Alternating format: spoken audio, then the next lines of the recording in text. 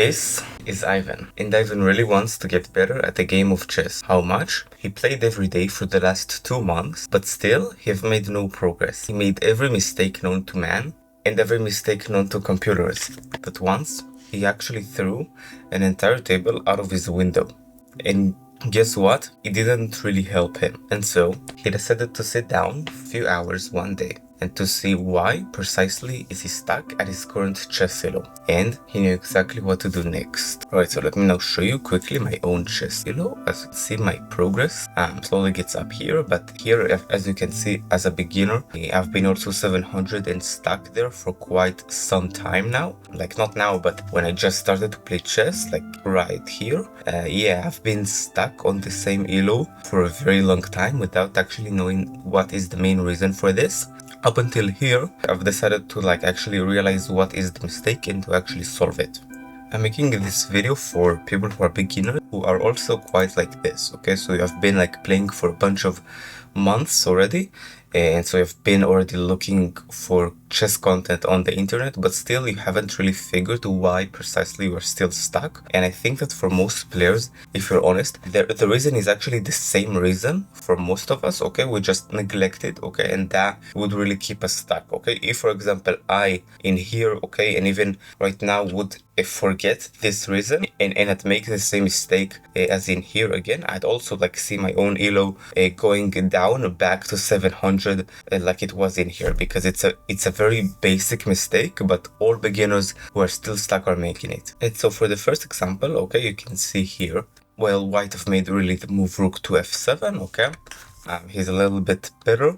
King takes on f7, rook to c7 check. The rook is indeed on the 7th rank right now, okay, which is a problem, okay, but you're not losing in this example. You can take a look also at the evaluation bar and see neither side is completely winning. So what I want you to try to do right now is really think, what move would you do if you were black? You just got checked, you need to move your king somewhere. Where do you move it?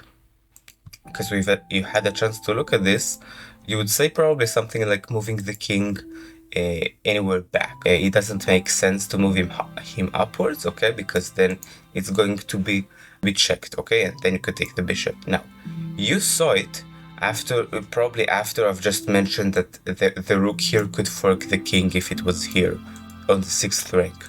And in the game itself, black basically extremely focused on the fact that this king is under check, okay, and just wanted to evade it as fast as possible. And also, he himself had not seen the fork, the tactic that could happen immediately after this. And so instead of making a move which basically just moves the king back, okay, and defends the pawn f8 or g8, black made the move king to f6. Face it correctly, yes, this is unfortunately the move that he made. As you can see, it's just a complete blunder, because you can move like this. Rook, you fork the king and the bishop, and you're about to take the bishop and just win, okay? So king here in g5. I want you to just ask yourself, for the move that happened king, I want you to ask 2 questions. Are moves like this happening to you? Okay, so if you're just a chess beginner, this is a game, by the way, that an 800 played. Are mistakes like this happening to you? And if they are, why do you think they happen to you? Okay, just that simple. And you probably are gonna say something like, I played too fast, I didn't see the blunder that could have happened for making this move. It's probably more like, if you've made the blunders like this, it's probably like, I made the move, okay, but immediately after I made the move, I noticed that it's a blunder, because then it can do this. So we want to tweak it, okay, to be the other way around. So we noticed that this move is going to be a blunder, okay, so we're not going to make it. This is the way that we want to do it, okay, not to make a move and then realize it's a blunder. Alright, so here we have our second example, and as you can see, at this time it's an endgame.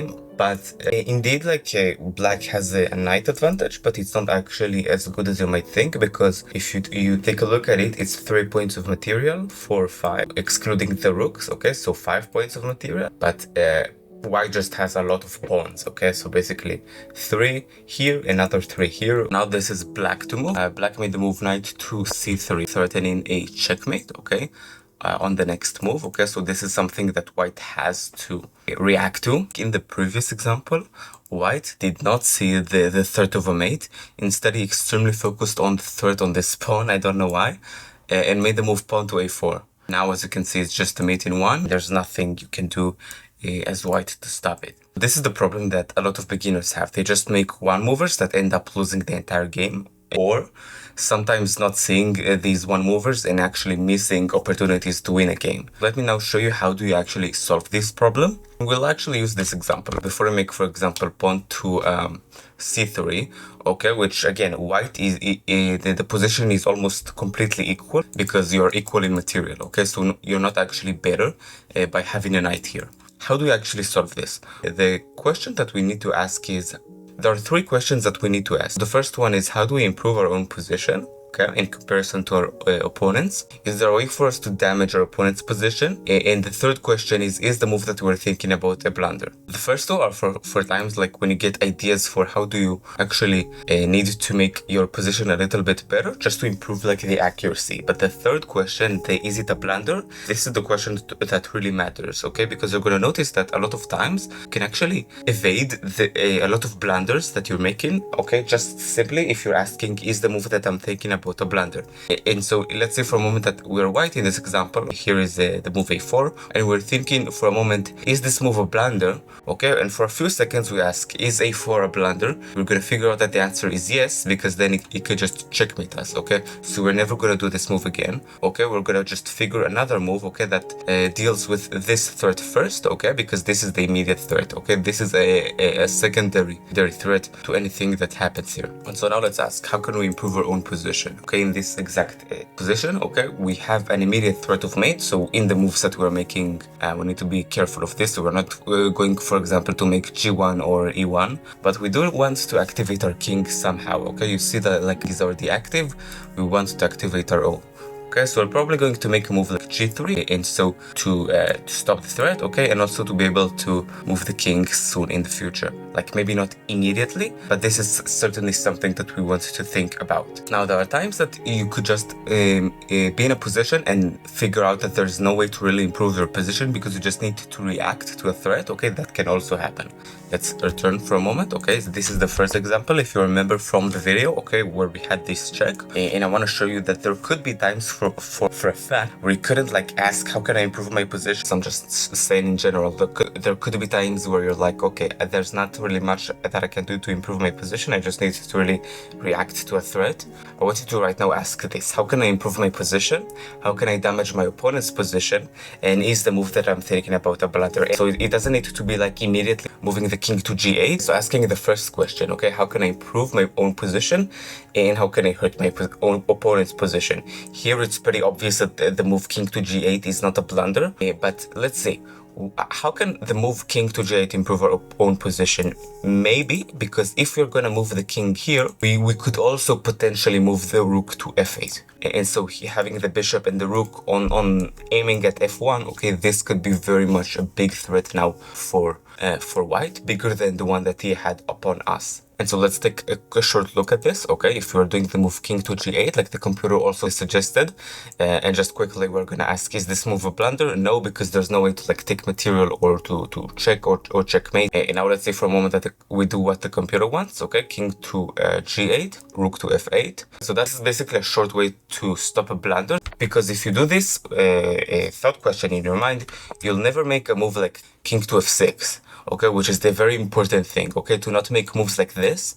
This is the main thing of this thought question process, which has in it the third part, okay, of is it a blunder? Is it a blunder? Yes, okay, so we're not gonna make this move because then they could do rook to d1, okay. Instead, we're gonna make another move that improves our position, pawn to g3. We're not gonna make the move e6 or f6 because then white is going to check us, okay, and attack the bishop, and so we're not gonna make this move. Instead, we're gonna make another move that makes our position slightly better, okay. We're not gonna make the move king to g8, okay, with the intention of moving rook to f8 and to either g1 or f2. That is the short sum up of this video. Right, so if you have any questions about this thought question process, you can leave them down below so that I could answer them as much as possible, okay? And if you want, I can be the one that teaches you how to get better at chess in a very personal way, okay? So as you can see, like, I can move my mouse around. I leveled up from 700 to all the way into 1700 using the app that you're probably using